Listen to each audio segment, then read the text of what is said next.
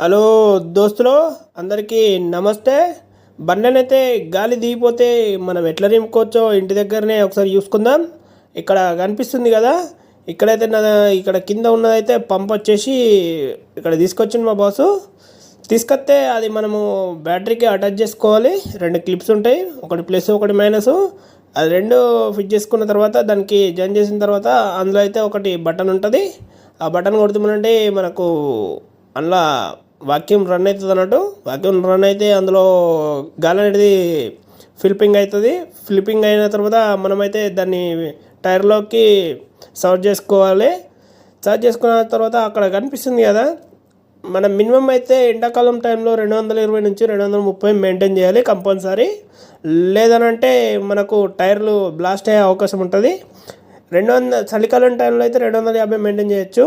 కానీ కొంచెము ఇక్కడ బండలో వస్తే కొంచెం దులుతుంది ఎక్కువ. అందు గురించి తక్కువ మినిమం అయితే 220 మెయింటైన్ చేస్తే కరెక్ట్ యాక్చువల్గా. ఇక్కడైతే కనిపిస్తున్నదిగా, నేనైతే యూజ్ చేసేది లెక్సస్. ఇప్పుడైతే ప్రజెంట్ క్రూజర్ యూజ్ చేస్తున్నా. అట్లనేం టెన్షన్ లేదు, ఏ బండి అయినా మనకు ఓకే, హ్యాపీ అని ఉంటాము.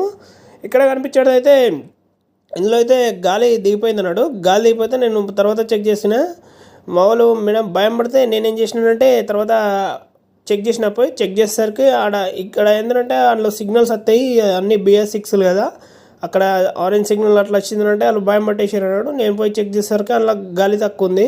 గాలి తక్కువ ఉంటే నేను తర్వాత చెప్పిన, మేడం అందులో దాఖలు మాఫియావా అదా ఫీజీ మరి ఇషారా ఓకే తయబ్ ఇట్స్ అవలీ అని చెప్పగానే నేనైతే సెట్ చేసేసిన.